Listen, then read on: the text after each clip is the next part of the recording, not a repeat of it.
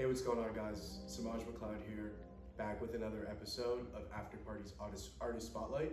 And today I'm here with Verndolla. All right, so Vern, just to start off, introduce yourself, tell me about you. I'm from Queens. I'm a designer slash rapper and just a creative in general. Like I dabble in a lot of things. When you say Verndolla, what do you want people to have in mind first? Honestly, creativity and craft, like just building from the ground up and, just creating with as little as you have possible. I made my name Verndolla because when I was in middle school, I would have I'll get $2 every day from my mom, and I would always make sure I use that $1 as much as I can, a honey bun and a fucking drink or some shit, and then hold down that dollar so I can get another day, build it up. Now I have $3, then hold on to it. So everybody used to be like, oh, Verndolla, because I always had $1.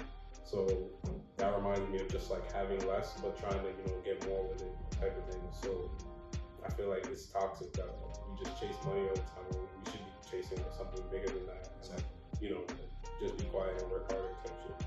So I named the project I'ma Just Be Quiet. You mentioned Pearlboy. Talk to me about that. Tell me what that's about, how it started, who's in that, and what exactly you guys do. There were other members before, but we've been on and off type of thing. But there's 5 of us now. There's Elena, Mark the Soul, Herb, Deshawn, and my boy Raw. We all make music and graphic design, regular design, all that shit. And we all met. The 5 of us met through high school as friends, and then we met Elena in college when we all went to the City Tech in Brooklyn, so downtown. Yeah. But we're all just a collective of creators that want to get our message out there, push the fashion, stuff like that. Okay. Just create in general. And what exactly would you say that message that you're trying to push is? That pearls are for everyone, not only for boys. There's always a stigma like pearls are just for girls and stuff like that. Pearls are for everyone. And just, getting rid of gender norms type of thing. Wear what you want. Shit is cool to you, so. I agree with that 100%.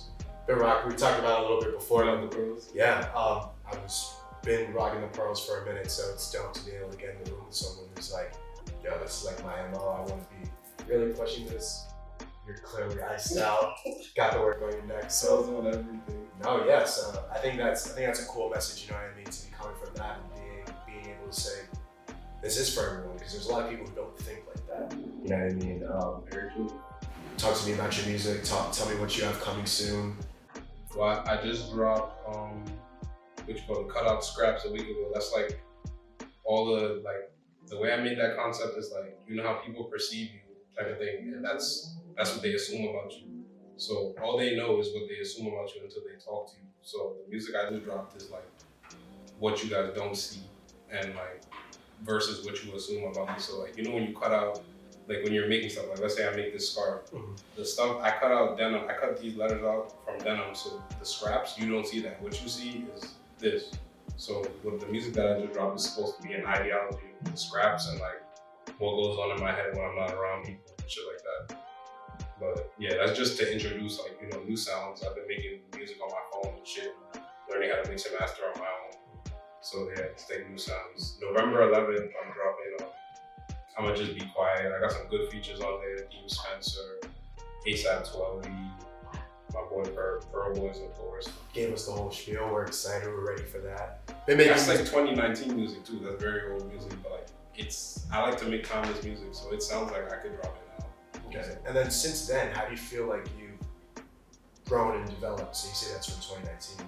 Yeah. Like you said, how to hit 2022, 2023. Still timeless. Still goes with the times. How do you feel in the time when you've made that to now? How do you feel like you've grown? I would say I've grown in terms of ingenuity, learning how to make music while I'm going through all types of crazy shit. I always come back to that one balance that keeps me, sane and calm. I've been learning how to deal with shit through my music also. So whatever I need to let out, whatever I need to talk about, I push that through the music all the time instead of being toxic, posting on the internet, throwing some shit like that. I'd rather just talk about it in the music. I feel like that's a much better way, you know what I mean? There's way so much toxicity on social media every single day. from the bottom to the top, you know what I mean? You have so Actually, it fucks with your mental health. literally. Yeah. And it's so easy to feed into because it's what general news and like media outlets perpetuate. You know what I mean? They want to show who's doing what and what's going wrong. They don't want to show the good. So you know what I mean? Being able to like, I don't even watch the news anymore because of that. yeah, and I mean, it's so prevalent that it's like sometimes it's hard to escape. So being able to say like, gonna take away from that and not do that and put it into a better medium is definitely exciting and something we should be looking out for. While we're on the topic of looking out for, you're making some noise in the music scene.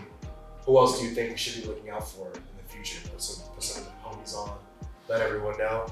My boy Vern, he's dropping fire. We're dropping a collective Pearlboy tape soon, so that's gonna be crazy too. Like hearing all of us on one track. There's a lot of Queens artists that are like going up. Obviously, like Shawnee Bin Laden with the drill, he's been going crazy. Like, there's so many people to name that I know, and I want to name all of them, but like that's a long list. That's such a long list of rappers. But we're like, I hope everybody makes it. Like, I want everybody to find their lane, their sound, and come back to the neighborhood, bring it back, and we all just mingle, make a scene. Like, I think Queens can bring like new stuff, but like we just have to keep developing, and we have to keep meeting people outside of our like neighborhoods that we know for us to evolve and sound. Like when I first came out, I sounded one type of way, and then I've learned so many styles and learned how to perform differently from meeting people in other boroughs. So like I feel like we should learn what we can outside of Queens, then bring it back to Queens to build on that, get better as artists and just as creators. So you talked about your personal fashion, your personal music.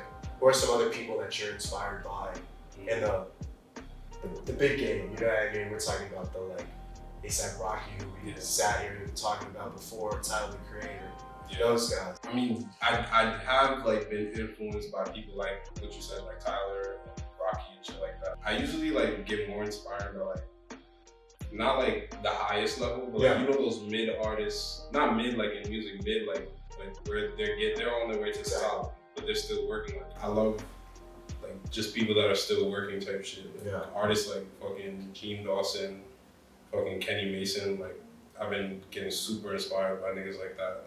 Tell us a little bit about Vern. That's actually a place in Queens. It's like a highway type of thing, and like you always get on there to get off the exits to go to people's houses and shit. So that song is just about driving really fast on the highway and escaping my problems, being high and just in the fast lane type shit. Right, so we've talked a lot about different endeavors, where you're coming from, what you're about to do. In the music and fashion landscape, do you feel like the two are intertwined personally for you? How does one affect the other? How do you get your creative expression from that?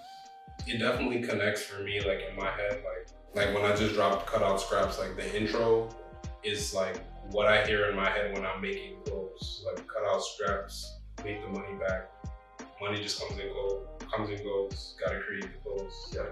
That's just what's going on in my head while I'm making the clothes. Like, I'm in a trance type of thing. So like it makes me go harder and like stay focused, And I made making clothes like my full bag. So like when you're depressed and you do something for comfort, making clothes is my thing for that. So that's how I clear my head. Type of shit. Why do you think people should be tapping with Verndollas? Why do you think people should listen to you? Why should people be looking out for your clothing? Why should you be on people's watch lists? I feel like people should listen to my music because I'm not giving you regular shit. Like I've always sounded like this.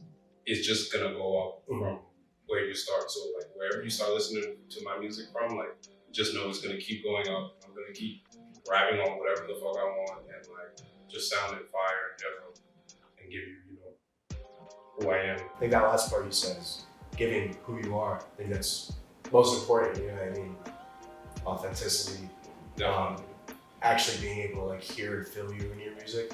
Just reference, you know what I mean? Like you're sitting there making clothes, but the music you're putting out is what you're hearing while you're doing that. And every sound in my music is for a reason. Like I'm into heavy details. Like I'm going through each line in my song, each ad lib, and making sure you hear that shit. I've been getting into new sounds, like learning how to experiment. Like I've been on like indie rap shit now. Before when I started, like it was all about bars, who can rap type shit. But now, like shit has changed. Like you gotta be able to vocalize, you gotta be able to make melodies, and make catchy shit that can, reel people in type shit. So I guess my growth has been like how to make a better song, how to make a different song, how to sound different, how to add on to my original sound type shit. Because before it was just like I can rap, I can make a hook, let's just push it out 2 verses. Now like I make a song with 1 verse and maybe a hook at the end, shit like that. Like just switching up my flows and cadences. Just giving you more space to be creative. Yeah, making it sound different. Post Green Cycle, what's on slate? Well, when I drop Green Cycle, I'm gonna just be quiet. Will definitely be out already, so y'all gonna get that. And then after Green Cycle, I'm gonna make like maybe not really screamo, but I'm gonna be more aggressive, and it's gonna be like a whole tape about the Attitude Era of wrestling, different names, how it applies to my life, type of shit. I might drop a tape on my birthday, maybe. Shit. Maybe. Good birthday gift. Yeah, a little lyrical, so y'all know I can still rap and shit. Yeah. Good one out. We're looking forward to it. Thank you for watching another episode of After Party's Artist Spotlight. Samaj McLeod here with Verndolla's. Any last messages? Anything you want to tell the people? Thank you for having me. Create to your best ability and be yourself. That's what I would say. Kept it simple. I like that. Thank you again, guys. See you soon.